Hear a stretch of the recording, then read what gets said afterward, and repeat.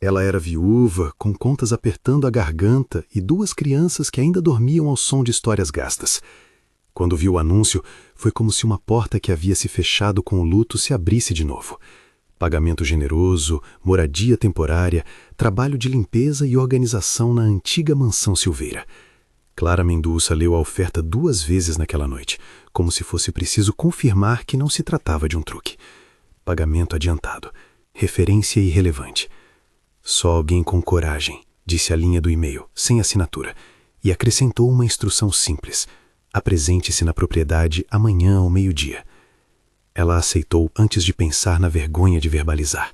Eu não tenho outra saída. A morte de Alberto deixara mais do que saudade. Deixara boletos amontoados e uma casa que já não cabia só em lembranças. Clara era professora de história, não de limpeza de mansões decaídas. Ainda assim, a magnitude daquela oferta era como oxigênio para as contas. E havia outro peso, o rosto das crianças, João Pedro e Mariana, que não mereciam crescer seguindo a contagem dos limites do que a família podia pagar. Ao chegar, a estrada de paralelepípedos parecia consumir as rodas do carro em silêncio. A mansão Silveira erguia-se ao fim da alameda, mais antiga do que as imagens de catálogo, com uma fachada que lembrava mãos arqueadas em súplica.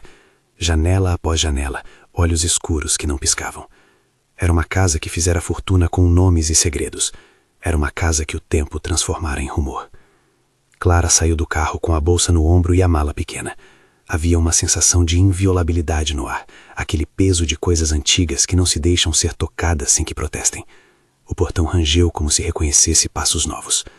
Ao cruzar o jardim, um vento morno levantou folhas secas. A mansão exalava pó e histórias abafadas. Antes que a campainha tocasse, ela pensou no anúncio, nas palavras pagamento generoso, como se repeti-las em voz baixa a tornasse mais real. Ninguém respondeu. A porta principal, pesada, abriu sem alarde diante de sua mão hesitante, como se esperasse que alguém por fim a cruzasse. O hall era alto, forrado por painéis de madeira que guardavam o escuro de outras épocas. Fotografias em sépia olhavam de cima das cornichas, rostos que pareciam não ter sido esquecidos, apenas aguardando. Havia capas de móveis e um cheiro que misturava verniz antigo com o silêncio de quem não conta tudo de uma vez. Ela chamou. Sua voz de professora, acostumada a salas com degraus e alunos, parecia minúscula. Alguém aqui? No fundo do corredor, uma porta se fechou sozinha, um som seco. Clara sentiu um aperto no peito que não era só do frio. Pegou seu telefone. Sem sinal. A sensação de estar isolada aumentou. A mansão era um corpo que respirava com outros ritmos. Não demorou a encontrar o envelope. Estava sobre a escrivaninha do salão de entrada, exatamente no centro de um mapa de desconto de pó. Um papel grosso, amarelecido, com uma palavra escrita à mão. Clara.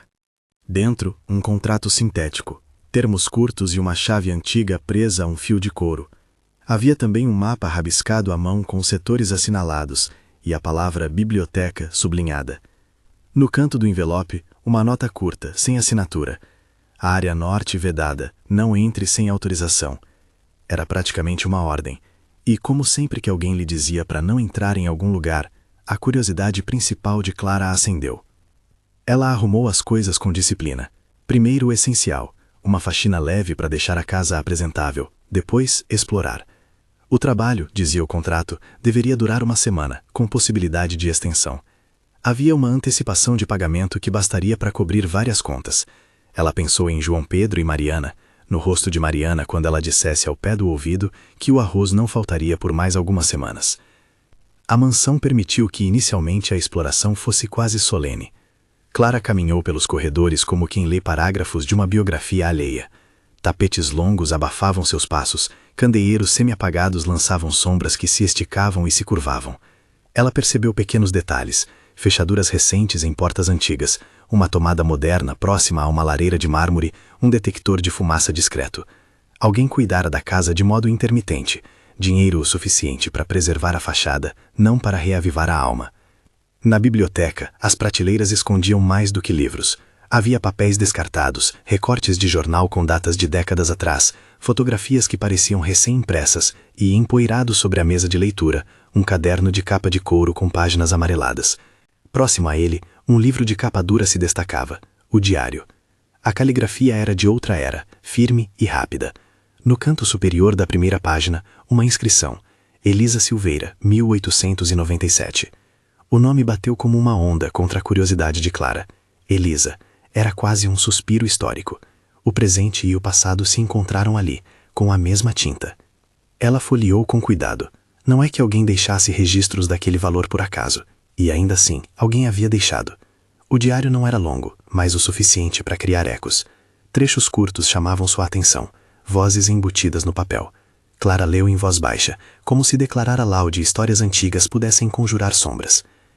Ele diz que pode segurar a respiração do tempo, lia-se em uma entrada em letras inclinadas. A promessa é de que a doença não leve os filhos, que o corpo não descasque os nomes que amamos. Eduardo insiste que é ciência. Eu chamo de promessa que não nos pertence. O nome Eduardo aparecia nas margens, com uma carga que ia além do simples parentesco. Clara sentiu um arrepio. O patriarca da família devia muito à mansão, e a mansão, ao que parecia, abrigava segredos que se disfarçavam de experimentos e promessas. Passagens sucintas narravam salas fechadas, pacientes que já não eram vistos nas ruas, e uma palavra que aparecia sem explicação, composto X. O diário sugeria uma mistura de esperança científica e medo. Leia as linhas assim, e a curiosidade vira suspeita. Leia-as assim, e o que era ambulante se faz imóvel, diante de uma mala cheia de possibilidades perigosas. Ela guardou o diário com mãos trêmulas e continuou a vasculhar. Fotografias amareladas mostravam pessoas em fileiras, rostos com olhar vazio e cadeia de luz no fundo. Algumas fotos eram modernas demais, como se alguém tivesse repetido um gesto antigo para registrá-lo com câmeras digitais e depois envelhecido a imagem. Havia entre os papéis um caderno de registros com anotações numa caligrafia atual. Nomes, datas, siglas. Clara sentiu que aquilo não era apenas história, era um documento vivo, rascunhado por mãos que ainda poderiam ser encontradas.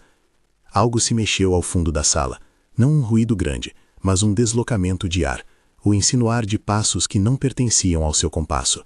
Ela virou o rosto, olhos vasculhando a penumbra entre as estantes. Nada, só o jogo de sombras. Foi então que percebeu que a chave tinha um lugar. O mapa do envelope indicava uma ala norte, uma porta que se dizia vedada. Um risco em vermelho marcava laboratório. Havia no papel uma legenda escrita à mão. Se algo incomodar, procure em Elisa. Clara não era pessoa de correr de sombras, nem a tristeza permitia frouxos em coragem. Ainda assim, havia um medo primitivo, e nesse medo, um motor, a necessidade. A decisão que tomaria naquela tarde não era apenas movida pela curiosidade, era movida pela vontade de garantir que quando voltasse para casa, João Pedro tivesse material escolar novo em setembro, e Mariana tivesse sapatos que não rangiam. A história precisava ser investigada, porque rentabilidade e justiça, estranhamente, habitavam o mesmo espectro para quem canta a sobrevivência. Ela guardou os documentos numa pasta plástica que trouxe da bolsa. A luz do sol começou a tombar pela janela alta, pintando a biblioteca com faixas douradas, e com isso mudou a sensação do lugar. O horário era o ideal, o crepúsculo dá dimensão às coisas, e ao mesmo tempo encobre o medo na promessa de que a noite vai explicar o resto. Antes de sair, Clara sentou-se e leu mais algumas linhas do diário, frases curtas que descreviam rotinas e nomes. Eles traziam gente de fora da cidade. Diziam que era para a clínica de repouso. Alguns chegavam em carros com plaquetas de hospitais. Depois, as portas fechavam. Vejo gente que já não fala nem corre. São labirintos. A voz do papel era clara, mas não condescendente. Havia uma inteligência revoltada. Havia também uma dor suportada com elegância. O que Elisa escrevera parecia ser menos um relato científico e mais um lamento. A descrição de algo que correra por baixo do verniz familiar. Quando Clara voltou ao hall, encontrou a cozinha com panelas que brilhavam sem uso. Era um lar que havia sido mantido para aparências. No balcão, uma pequena pilha de cartas amarradas com um fio. Correspondências que nunca foram abertas.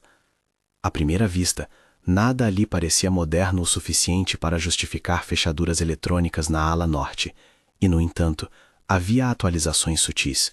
Um gerador no anexo, cabos que cortavam o jardim como se a modernidade tentasse se infiltrar em pedra e pó. Ela cochichou o plano em voz quase inaudível. Tirar fotografias dos documentos, levar os originais para sua casa? O risco era óbvio. E se os administradores percebessem? E se o pagamento generoso que havia atraído a viúva contratada escondesse armadilhas? Mas havia algo maior. Clara sabia que essas histórias, quando ficam só no papel, são fáceis de serem soterradas. Se permanecessem onde estavam, ninguém acordaria para gritar justiça. Ela tinha filhos. Eles dependiam de alguém que ousasse colocar a verdade em movimento. Isso contava. Naquela noite, ao recolher-se no quarto de hóspedes que lhe fora cedido, Clara olhou pela janela que dava para o jardim e viu a mansão como um animal adormecido. A lua clarificava partes da fachada e deixava outras no breu. Dentro, o silêncio era tecido com um som branco, o estalo do aquecimento, o ruído distante de canos, o sussurro do vento nas frestas. Foi impossível não pensar em Elisa, a mulher que escrevera como se tentasse despregar o passado do corpo. Clara sentiu sua história, agora interligada àquela. Antes de dormir, tirou fotos das páginas do diário e do caderno de registros com o telefone. A luz da tela parecia um cálice sobre os olhos.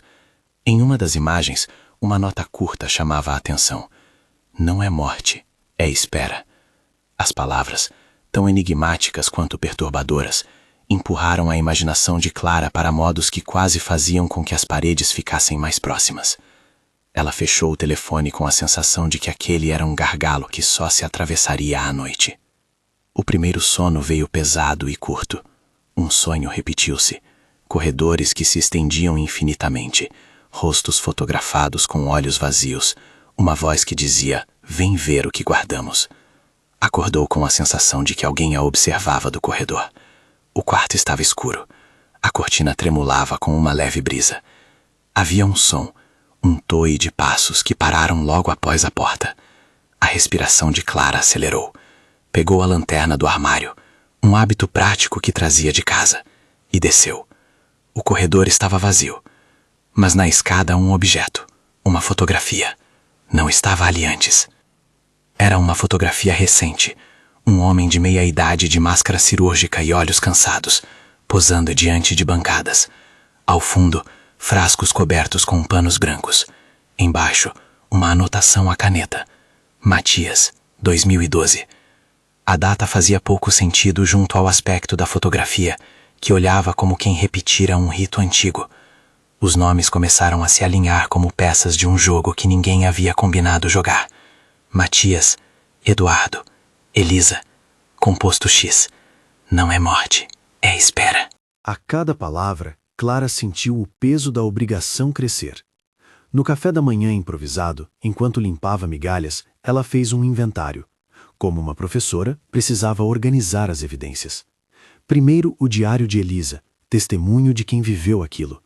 Segundo, o caderno de registros, nomes e datas que poderiam ligar o passado ao presente. Terceiro, as fotografias modernas com anotações, prova de continuidade. Era suficiente para uma notícia, não suficiente para uma acusação. Era, porém, o começo. Ela saiu pela manhã com a intenção de explorar a ala norte durante o dia, com luz e testemunho. O mapa, visto à luz do sol, revelou corredores secretos. Marcas quase apagadas na madeira indicavam passagem. Havia um aposento marcado Entrada de Serviço, que, segundo o mapa, dava acesso a um corredor disfarçado.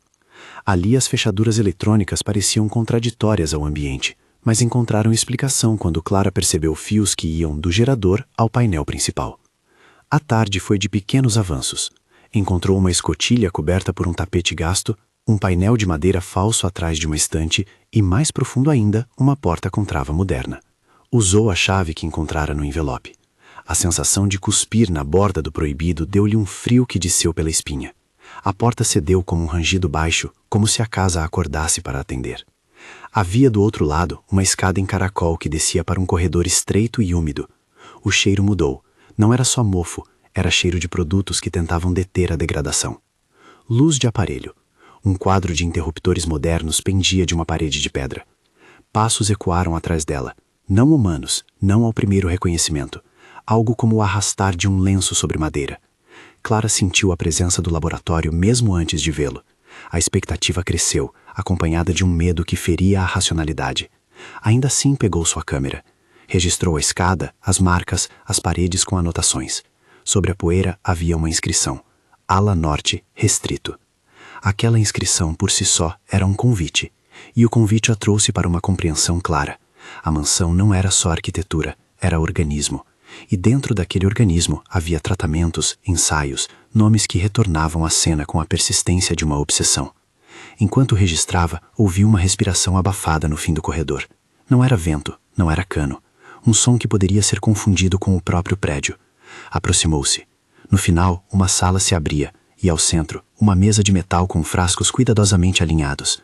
Próximo à mesa, uma cadeira era visível, e nela, a silhueta de alguém que não deveria estar ali.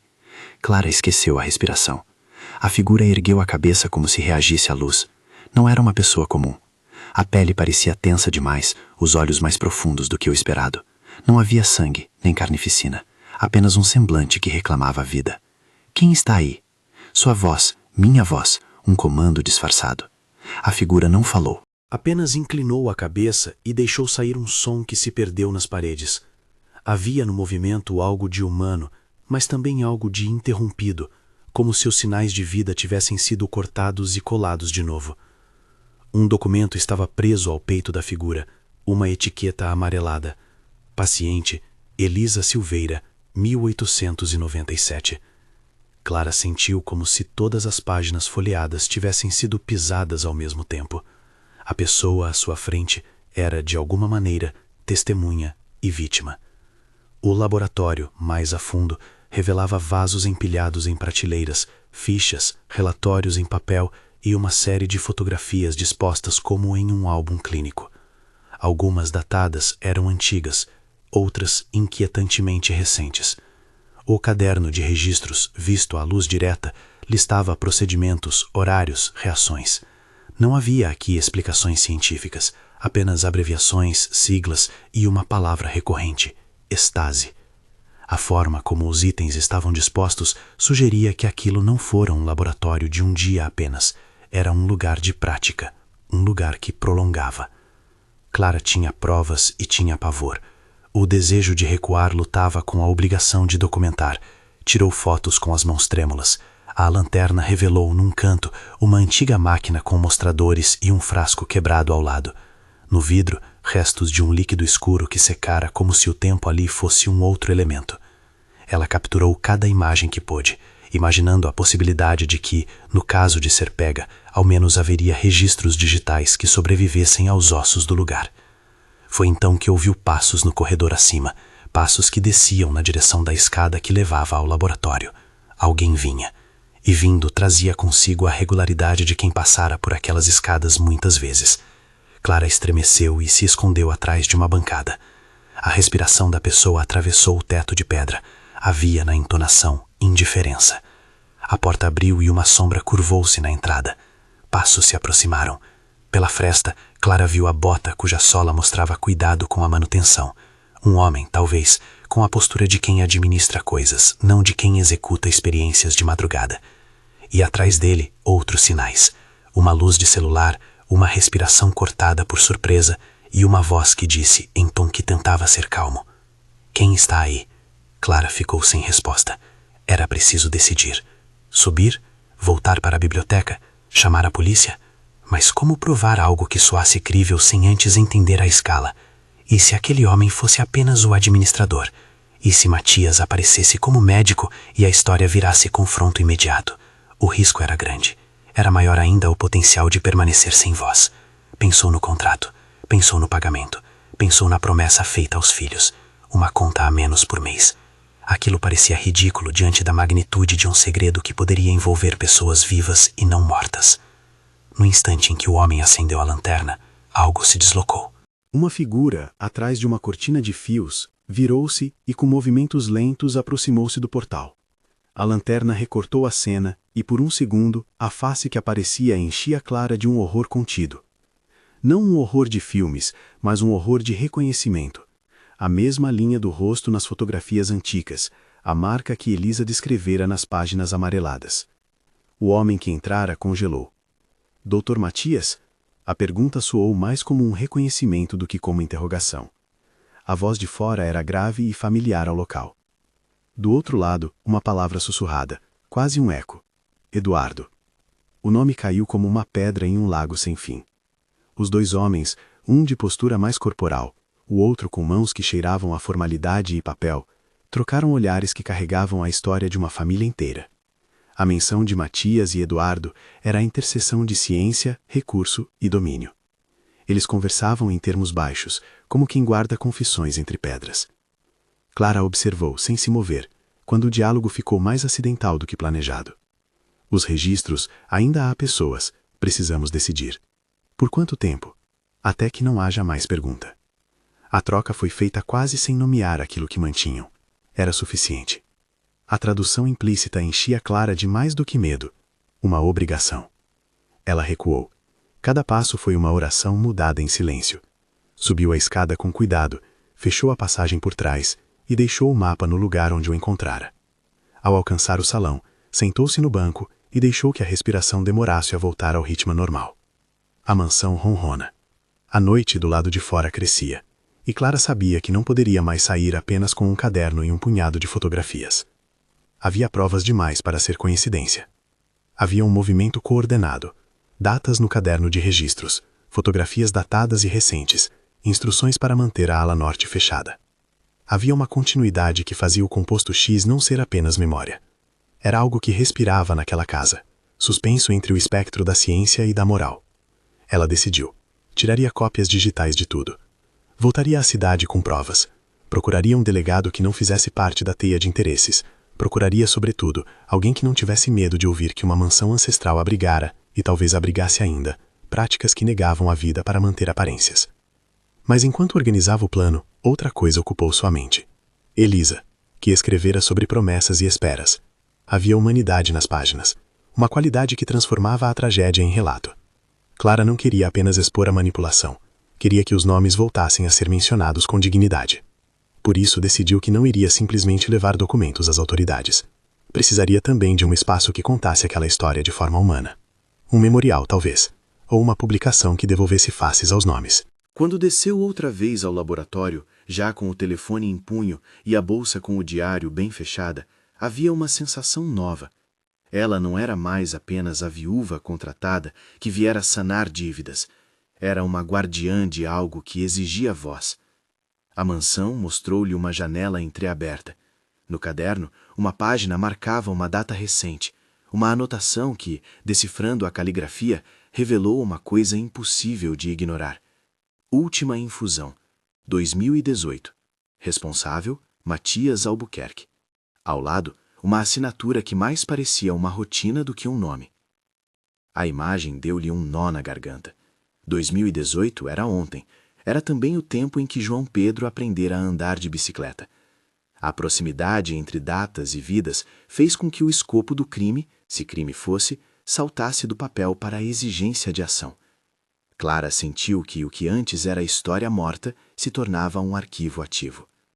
Ela planejou como sair daquela noite com mais do que imagens. Queria um testemunho externo, alguém que laçasse responsabilidade e que não fosse cúmplice. Lembrou-se do delegado Silva, um nome que aparecera num artigo por conta de uma operação antiga em outra cidade. Sua imagem na internet mostrava um rosto curtido pelo trabalho. Não parecia homem de engolir histórias sem checar. Ainda assim, ligar para a delegacia sem provas palpáveis poderia colocá-la em risco. E se Eduardo tivesse influência? E se Matias tivesse cúmplices?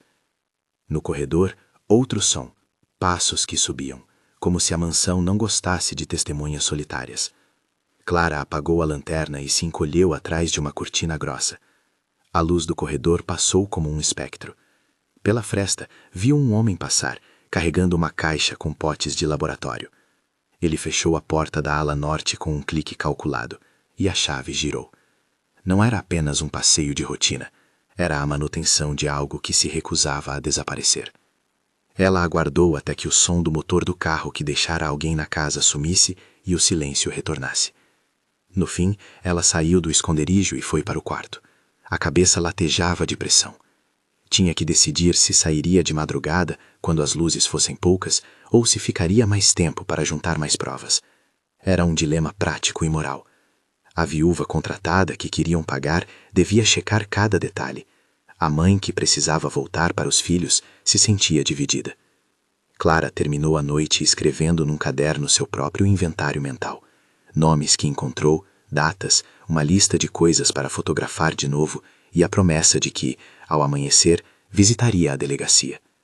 Antes de dormir, pegou o diário de Elisa e leu por fim um trecho mais longo, que soava como súplica e aviso. Se alguém encontra estas palavras, não as deixe desaparecer.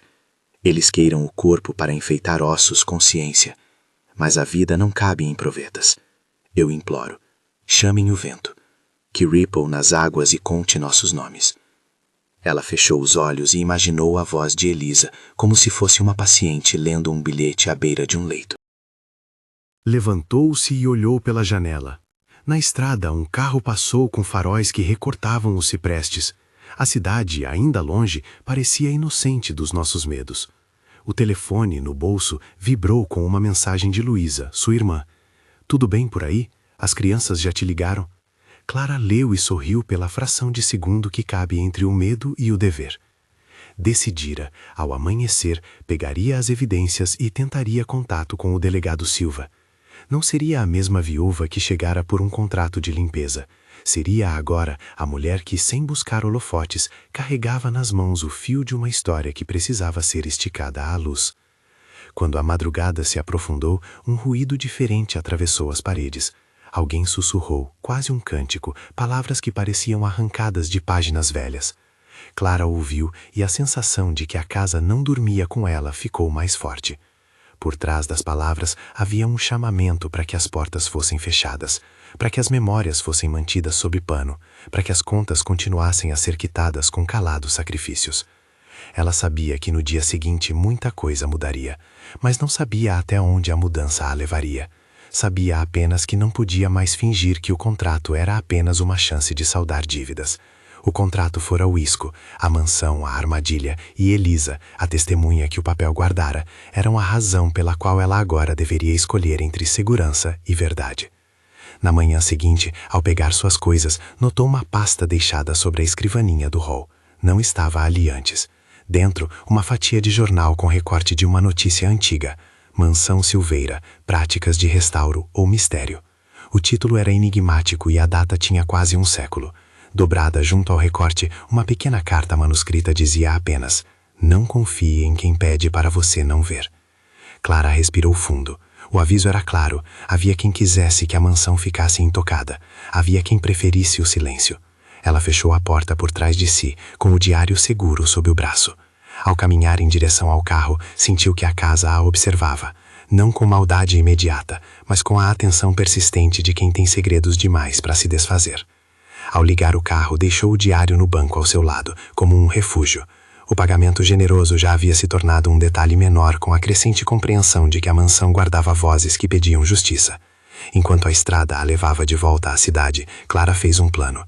Iria ao delegado Silva, mostraria as fotos e o diário e pediria investigação. Se a polícia não reagisse, pensaria em jornais, em pessoas que resistem à tentação de ignorar o passado. Mas havia outra coisa que não poderia deixar de pensar. E se Matias e Eduardo fossem mais poderosos do que parecia?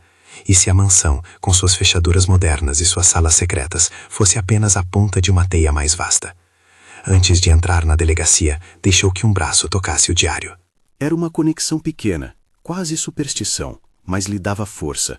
A história que havia encontrado começava para além do papel e precisava de voz. Clara empurrou a porta pesada da delegacia com um pé e percebeu por um segundo que todos os pequenos detalhes de sua decisão, a chave, o envelope, as fotografias, o nome Elisa, estavam agora presos em suas mãos. A porta cerrava-se atrás dela, como se também aquela escolha fizesse parte do contrato. No balcão, a secretária olhou de soslaio. "Posso ajudar?" Clara respondeu com a voz firme que a surpresa nem sempre permitia. "Preciso falar com o delegado Silva." Era um momento em que a coragem de uma viúva contratada colidia com uma máquina burocrática que muitas vezes desgastava histórias. Ainda assim, quando o delegado a recebeu, algo no modo como olhou as fotografias e o diário foi distinto. Não havia escárnio, apenas o interesse que parecia mais prático do que moral. "Isso aqui é recente?" perguntou ele. Clara apresentou as imagens. O delegado folheou com cuidado. Se o que vê nas fotos corresponde à prática, não é apenas crime contra pessoas, é um crime contra a humanidade. As palavras ditas com calma fizeram com que o corpo de Clara reagisse como se um fio aliasse. Ela sentia que uma porta progredia, mas não sabia qual sala abriria. Vou mandar uma equipe, mas precisamos de algo mais sólido ainda. Um local com flagrante. Você pode levá-los lá? O pedido parecia óbvio, e era claro o risco. Posso, Clara respondeu. Ela pensou nas crianças e no preço de ser pega. Havia, entretanto, uma convicção que se tornara maior que o medo. Ao sair da delegacia, telefonou para Luísa e disse sem rodeios que talvez demorasse a voltar. Cuida das crianças, foi tudo que lhe pediu. A irmã escutou e prometeu. E foi com essa promessa que Clara voltou para a mansão, agora a porta de entrada de um quebra-cabeça que exigia solução. A viúva contratada voltava, não mais apenas por dinheiro, mas por justiça. Ao aproximar-se da casa, percebeu mudanças sutis. As cortinas na janela norte estavam ligeiramente diferentes. Uma luz apagada que antes pulsava, agora distante, como se alguém soubesse que algo estava se movendo. A mansão sabia que a viúva voltara com intenção de denunciar. Isso a fez estremecer, mas também a endureceu. Entrou sem anunciar. O hall estava vazio. A biblioteca, no entanto, guardava um novo bilhete, preso sob um peso de vidro. Nem todas as portas devem ser abertas. A letra era firme, como se alguém tivesse tomado a pena com certeza. Clara respirou e pegou o bilhete. Embaixo, escrito em tinta diferente, outra mensagem, mas algumas pedem para serem fechadas com cuidado. Era como se a casa sussurrasse alternativas. O estabelecimento de uma possibilidade. Havia ali quem quisesse proteger os nomes e, ao mesmo tempo, quem quisesse derrubá-los. E no centro, ela. Ela caminhou de novo até a ala norte. O painel eletrônico dessa vez apresentava um problema. Luzes que piscavam em padrões irregulares. Era quase como se alguém estivesse testando mecanismos para fazê-los falhar. Clara tocou o painel e percebeu que havia sinais de recente alteração. Fios cortados e consertos improvisados. Alguém andava por ali. Alguém que sabia como evitar rastros. O som de um motor no fundo anunciou que a equipe não demoraria a chegar. Havia no ar tensão dupla. A expectativa por revelações e o receio de que, ao acionar os procedimentos, haveria confronto. Clara sentiu que, por trás daquela espera, havia uma escolha entre preservar-se e avançar. Era preciso ali decidir o que faria assim que a polícia chegasse. E foi nesse ponto, com a luz do painel piscando como um aviso, que a sensação de perigo se intensificou. Ela não sabia naquele momento que alguém espreitava no jardim, observando o retorno da viúva contratada. Nem que as luzes modernas na ala norte, apagadas por ajustes discretos, escondiam o eco de passos que não eram apenas humanos. Tampouco sabia que, nas sombras da mansão, um rosto que antes lera em fotografias estudava a porta como se esperasse por ela. A chave que trouxera do envelope pesava no bolso como uma verdade. Clara assentiu e decidiu. Aguardaria a polícia. Mas antes disso, reencontraria o diário de Elisa e leria mais uma vez as palavras que, de algum modo, a tinham convocado para aquele lugar. A mansão se curvava sobre si, guardando segredos que prometiam não render-se sem luta. Clara, viúva e contratada, estava no centro dessa luta. E quando a noite desceu de novo sobre os cipos e as janelas, o que parecia ser apenas tarefa de limpeza transformou-se em vigilância. Ela sabia que, ao amanhecer, algumas respostas poderiam ser arrancadas, outras permaneceriam como feridas antigas. Mas havia uma certeza: não voltaria atrás. Havia algo que precisava ser exposto. No silêncio que precede as grandes decisões, Clara segurou o diário, sentiu o peso do papel e entendeu que estava diante de uma bifurcação. Revelar tudo, arriscando-se a enfrentar forças que não conhecia, ou recuar e manter-se viva, mas portar a história apenas como lembrança. Escolher era uma ação que se multiplicava em consequências. Ela fechou os olhos, respirou fundo e escutou, vindo do corredor, o som suave de passos que não deveriam estar vazios. A mansão compunha o resto, um respiro longo, um preâmbulo para o que estava por vir. A viúva contratada, que chegara para sanar dívidas, transformou-se em guardiã de uma memória que pedia justiça. E naquela noite, antes que a polícia batesse à porta e antes que todas as máscaras fossem, talvez, arrancadas, Clara soube que, ao cruzar o limiar de volta, não voltaria a ser a mesma. O silêncio entre o fechar da porta e a chegada da polícia foi um tecido que parecia cada vez mais fino. Clara permaneceu na biblioteca até que as páginas do diário lhe queimassem as palmas das mãos, como se segurar aquelas palavras fosse exigir um preço físico. O relógio do salão marcava as horas com uma paciência que irritava. Em algum ponto da madrugada, os faróis de viaturas riscaram a alameda e o som do motor trouxe consigo o peso da expectação. O delegado Silva apareceu à porta como quem traz consigo uma promessa prudente. Olhos avaliadores, voz baixa e uma equipe que se movia com a rotina de quem sabia que cada passo exigia cautela. Houve um breve encontro de olhares entre Clara e Silva. Ele escutou. Escutou de novo, com o cuidado de alguém que precisa pesar a verdade antes de entregá-la à leis. Mostraram-lhe fotografias, o diário de Elisa, o caderno de registros. Silva leu as páginas às pressas, os dedos pousando nos nomes como se fossem nós a serem desatados. Depois, um protocolo, pedir mandado, isolar a propriedade, proteger a integridade das provas. Clara sentiu a mistura de alívio e temor, como se alguém tivesse acendido uma vela num quarto cheio de vento. Os homens e mulheres da equipe trataram a mansão como se desmascarassem um animal dormindo. A entrada foi silenciosa. Luminares de mão cortaram as sombras. Passos firmes romperam a reverência dos corredores. Clara os acompanhou o quanto pôde. Precisava estar presente e precisava guardar tudo o que pudesse recordar.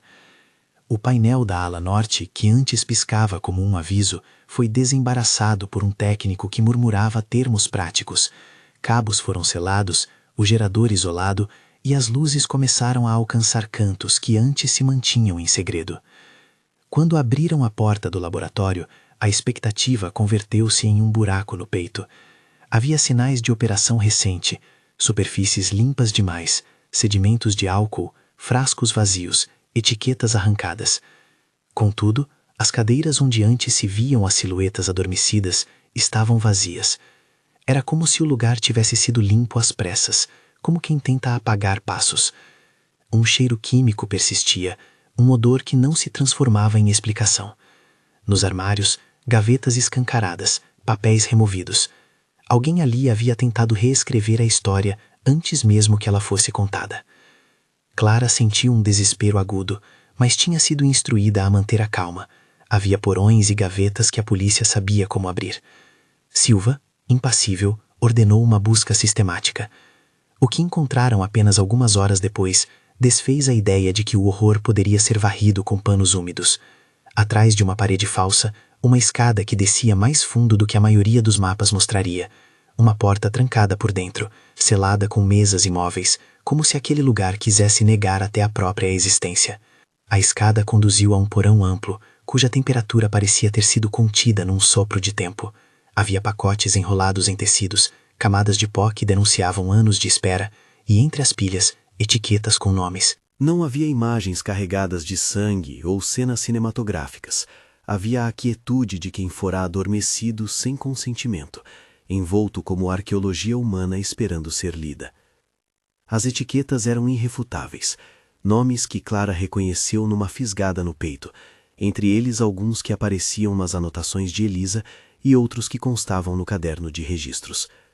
Ao verem as inscrições, alguns policiais se calaram, outros tiraram fotos, os dedos automáticos, preservando o que a memória deveria honrar.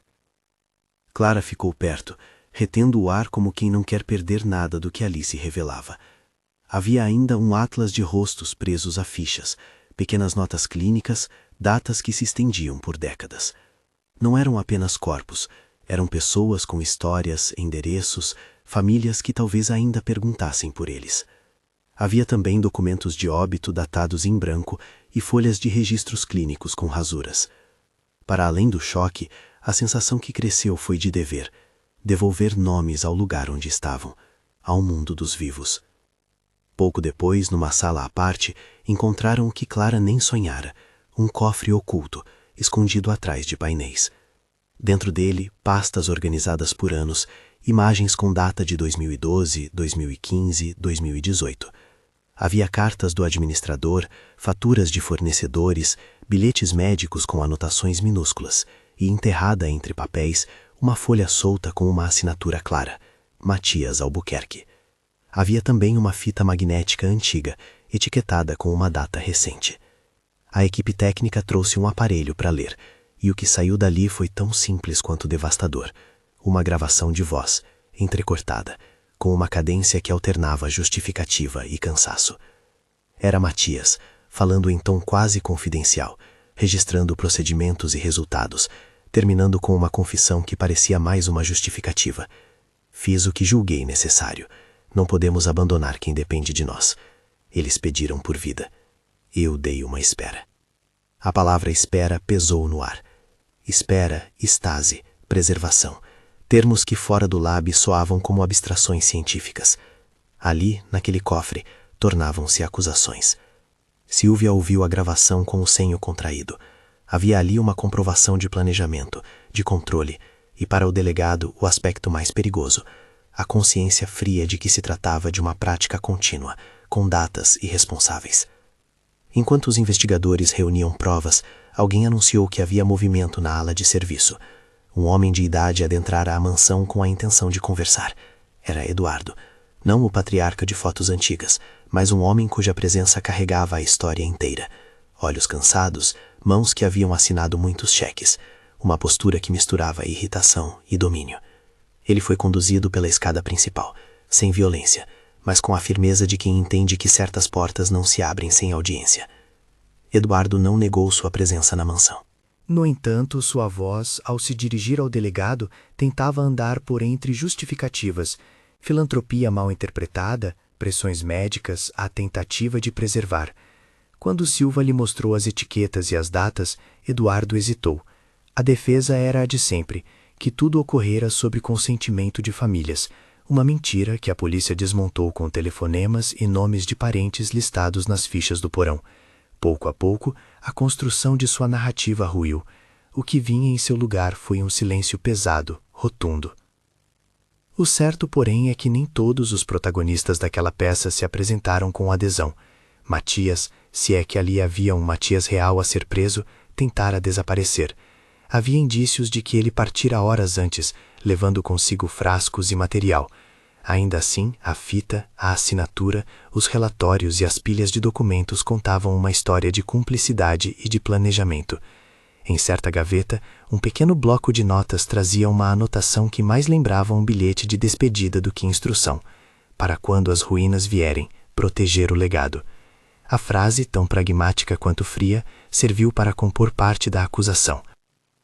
O processo que se iniciou dali para frente foi demorado e meticuloso. A imprensa, quando teve acesso às primeiras imagens, sempre filtradas por ordem da autoridade, falou em terrores antigos e clínicas clandestinas. O tom fora, porém, contido no início, e foi Silva quem decidiu assim: primeiro, armar o caso, depois, expor.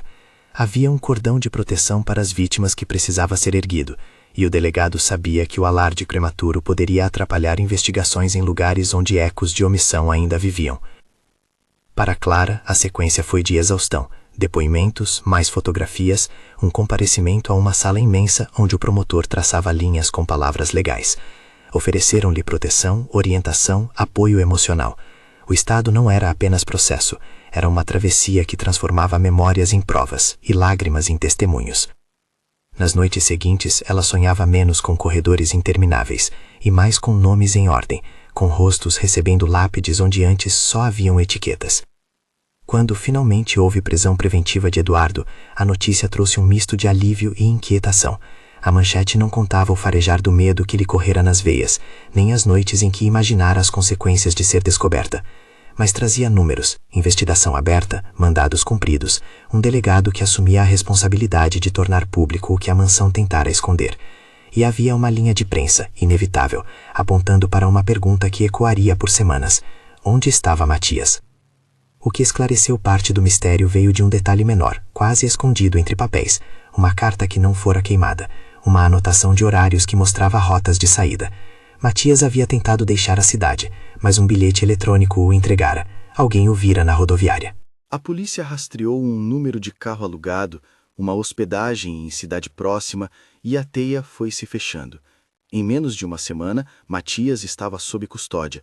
não com o teatro de um arrombamento cinematográfico, mas com a frieza administrativa de quem percebe que a fenda da impunidade raramente fecha sem burocracia.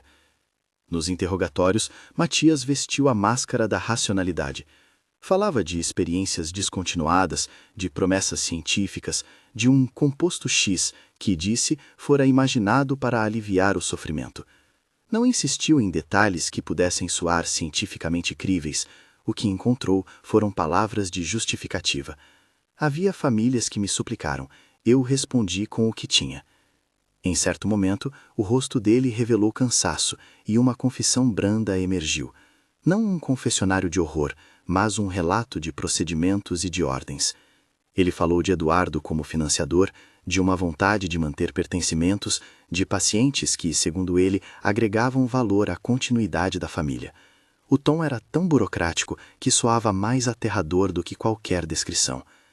A acusação, reunida com o trabalho de forenses, promotores e testemunhas, buscou traduzir em lei aquilo que ali ocorreu: privação de liberdade, maus-tratos, fraude, falsificação de documentos e, finalmente, homicídios dolosos no que coubesse. O processo foi longo.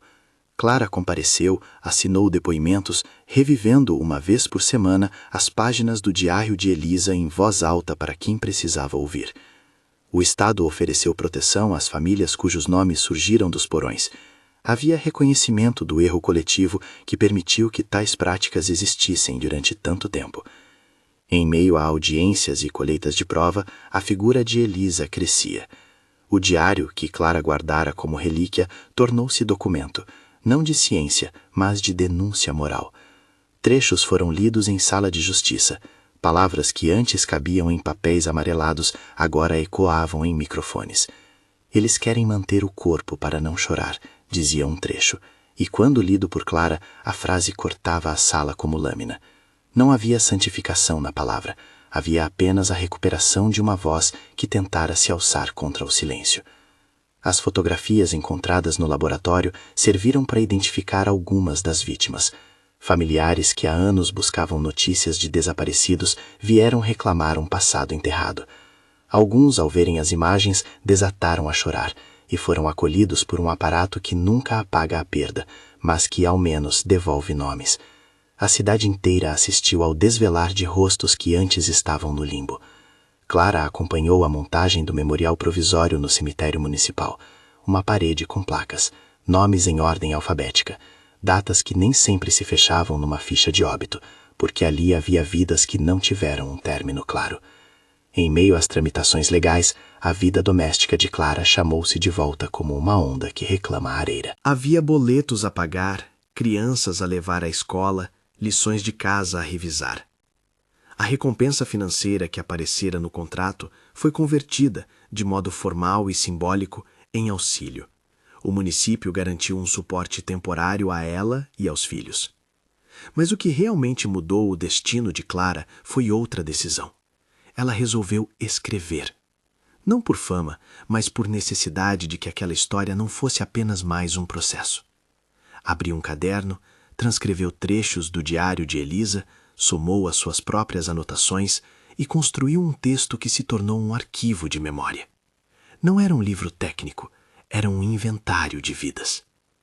Com o tempo, sua publicação, pequena no início, publicada por uma editora interessada em narrativas de memória e injustiça, ganhou repercussão.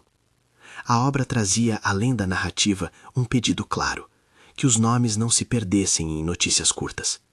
Clara dedicou o livro às vítimas, e a dedicatória em primeira pessoa teve a simplicidade de alguém cuja perda a moldara. Para os que ouviram o mundo calar-se, que minhas palavras sejam as que abram portas. O processo resultou finalmente em condenações. Eduardo foi responsabilizado como administrador e cúmplice. Matias, por seus atos, recebeu uma pena que tentava, por meio da lei, traduzir a gravidade do que ocorreu. Havia recursos, apelos e a sensação de que nenhum veredito poderia recriar o que foi tomado. Ainda assim, a justiça operou como uma costura, lenta, imperfeita, mas capaz de evitar que a história ficasse sem rosto. A cidade, que por muito tempo vira a mansão como ruína impenetrável, passou a olhar para o seu passado com outras lentes. A mansão Silveira foi selada, seu terreno leiloado, e algum tempo depois vendido a uma fundação que propôs transformar parte dos jardins em um memorial aberto. O memorial não era apenas um conjunto de pedras, era uma proposta: abrir a história para que não se repita.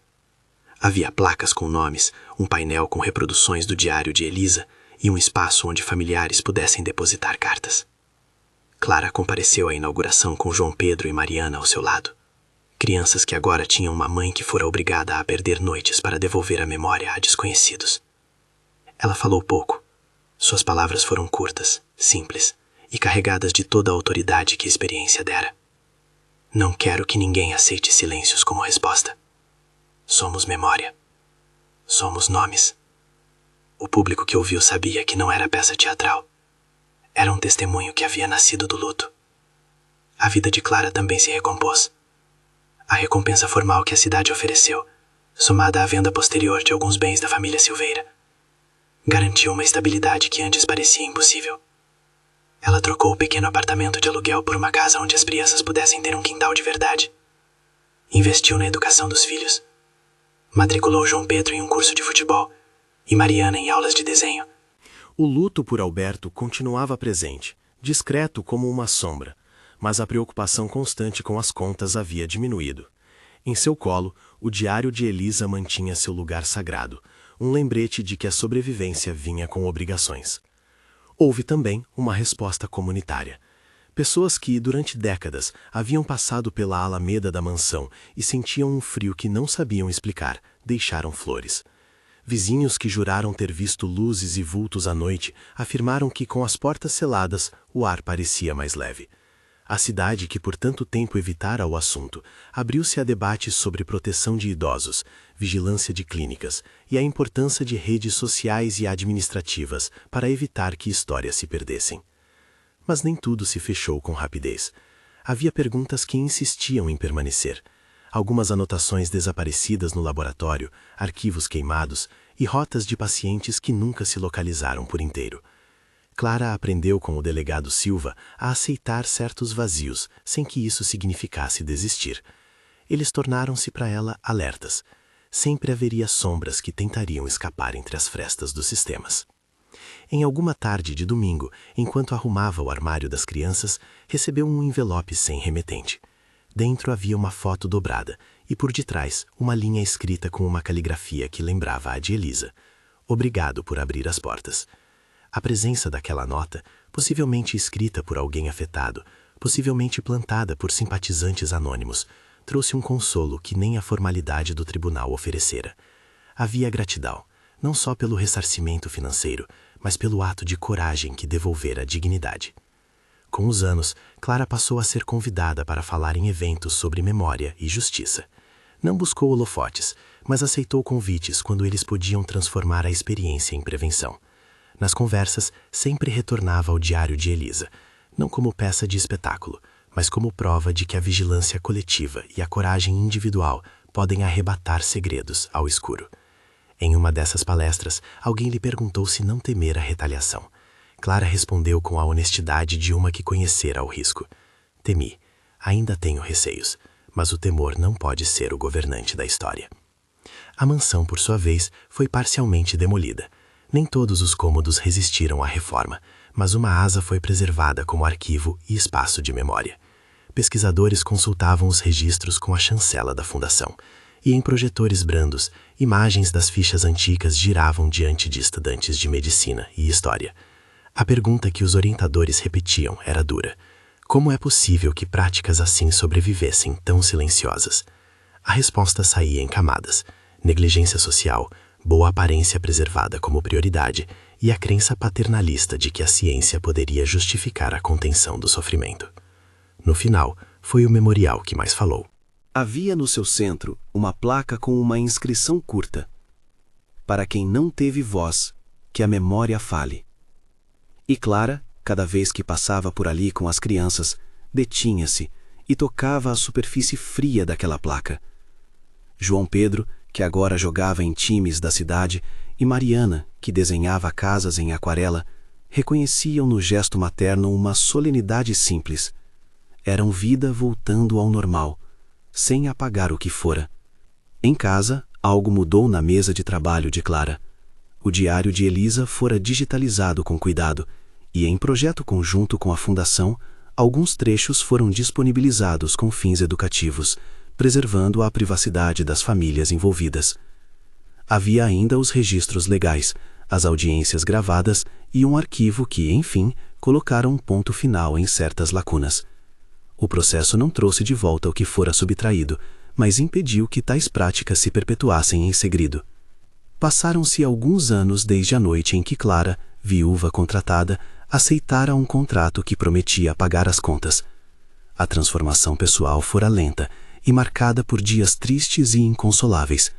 Houvera também momentos de estranha leveza, uma festa escolar em que suas crianças apresentaram um trabalho sobre memória local, um reconhecimento municipal em que seu nome foi citado por ter sido a ponte que obrigara a cidade a encarar seu próprio passado. Clara não buscou façanhas, fez o que achou justo, expôs o que estava escondido e lutou para que os nomes não se perdessem nas sombras. Ainda assim, havia algo que ela carregava que não se convertia em final legal nem em manchete. Era a sensação íntima de que cada porta aberta exigia um preço. Lembrava-se das noites longas, do frio que apertava no peito, do impulso de correr como quem foge de um predador invisível. Entre os documentos havia também pequenas cartas, uma delas de uma filha de uma das vítimas, agradecendo por um enterro com nome e data. Essas cartas, mais do que qualquer sentença, eram cura em pequenos gestos. No aniversário da publicação do seu livro, Clara foi convidada a participar de um encontro na fundação que mantinha o memorial. Recepcionistas prepararam cafés, vozes circulavam com reconhecimento. Quando a convocaram a falar, ela caminhou até o microfone e, ao erguer os olhos, encontrou entre a plateia rostos conhecidos.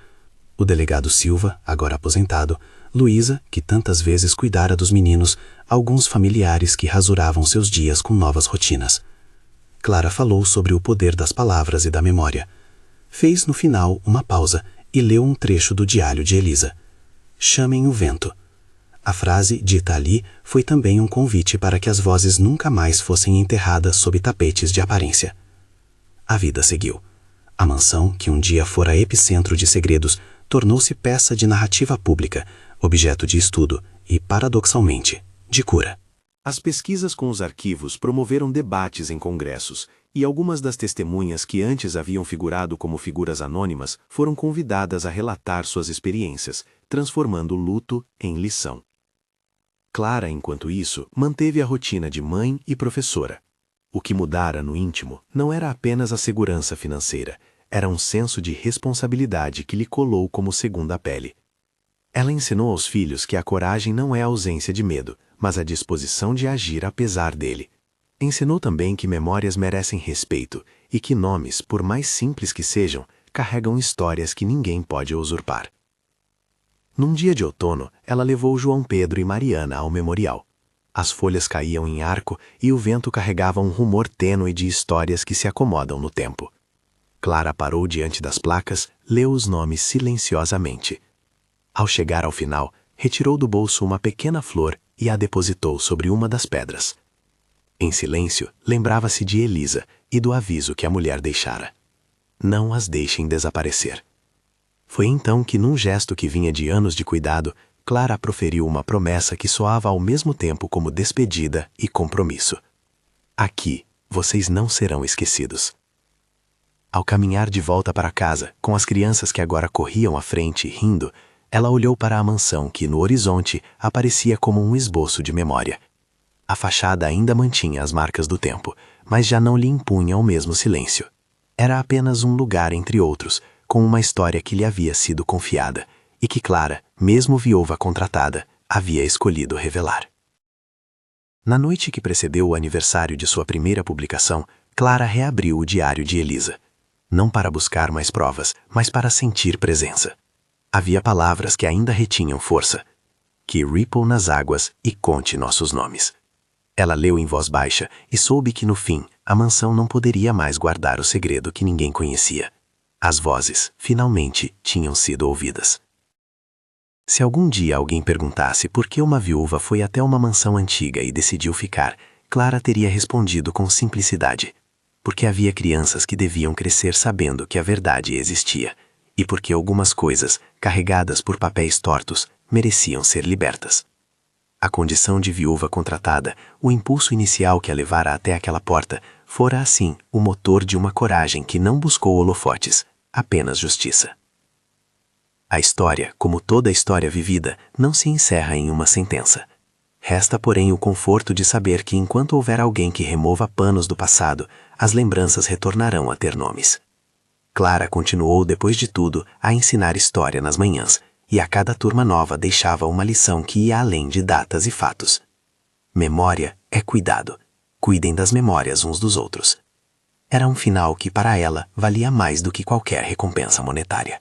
Porque no centro havia as pessoas, Elisa, aqueles que foram tirados do porão, as famílias que choraram e as crianças que continuaram respirando. E se você que ouviu esta história até aqui quiser dizer qual descoberta mais te chocou ou o que achou que poderia ser diferente, escreva nos comentários. Compartilhe com alguém que se interesse por mistérios. E se quiser, confira a playlist com outras histórias de mansões e segredos. Afinal, guardar memórias também é uma forma de evitar que o silêncio volte a fazer morada.